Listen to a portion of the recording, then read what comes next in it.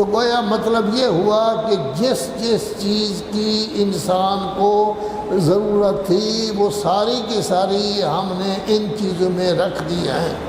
حتیٰ کہ سب سے زیادہ آپ کو پانی کی ضرورت ہے تو پانی کا خزانہ بہت بڑا، اوپر سے بھی پانی آتا ہے، زمین کے اندر بھی موجود ہے، پہاڑوں میں موجود ہے، پہاڑوں کے اوپر گلشیر موجود ہیں، دور سے دیکھیں تو آپ کو سفید برف کا پہاڑ نظر آئے گا۔ یہ گلگت میں چلے جائیں، بلتستان میں چلے جائیں تو وہاں آپ دیکھ سکتے ہیں، وہاں آپ کو پانی ملے گا ہی نہیں، جو پانی آپ پئیں گے وہ آپ کو سوٹ نہیں کرے گا، کیونکہ وہ تو پانی جو ہے وہ آ رہا ہے وہ برف ہے، اتنا ٹھنڈا پانی ہوتا ہے کہ آدمی عام طور پر پی نہیں سکتا اس کو۔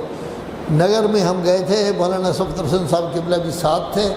علماء نگر میں اتنے تھے کہ ہم نے جب شمار کیا تو 80 آدمی بیک وقت بغیر ابا کبا کے بیٹھے ہوئے تھے، اتنے نگر کے لوگ پڑے ہوئے موجود ہیں۔ لیکن اس زمانہ میں سوائے گلگت کے کسی جگہ نماز با جماعت نہیں ہوتی تھی، تو مولانا صفدر حسین صاحب گئے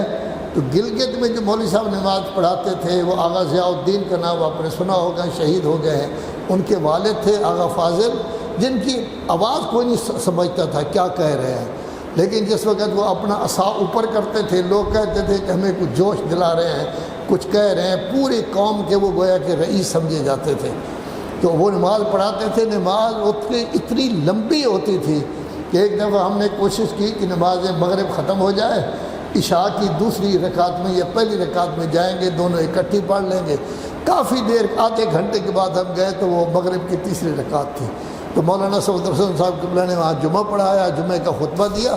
انہوں نے باقاعدہ اشارہ کر کے کہا ناجائز ہے، ناجائز، اتنی لمبی نماز پڑھانا ناجائز ہے، شریعت یہ کہتی ہے کہ ایسی نماز پڑھاؤ کہ کمزور ترین آدمی آپ کے پیچھے کھڑا ہوا ہو، تکلیف والا آدمی کھڑا ہوا ہو تو وہ بھی محسوس نہ کرے۔ آپ علیحدہ پڑھتے ہیں تو بے شک 1 گھنٹے کی نماز پڑھیں، لیکن اگر آپ نمازیں پڑھ رہے ہیں تو پھر ایسی نماز پڑھائیں کہ جلدی جلدی ہو جائے تاکہ سب فارغ ہو جائے۔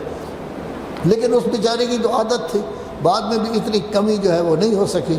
تو نگر میں گئے، نگر میں اتنے مولوی لیکن نماز نہیں۔ جعفر آباد میں گئے، نہیں، جعفر آباد میں 10 مولوی صاحبان تھے، ایک سے یہ مولانا یوسف صاحب تھے، ان کو بڑی مشکل سے تیار کیا گیا کہ آپ نماز پڑھائے کرو، وہ کہتے نہیں آگا صاحب نماز پڑھاتے ہیں، وہ تو گلگت میں پڑھاتے ہیں، جعفر آباد میں شروع کی، نگر میں بھی اسی طرح شروع کی، وہاں سالن وغیرہ انہوں نے پکایا، مرغی کا پکایا، لیکن جب برف والا پانی ہے تو مرغی کیسے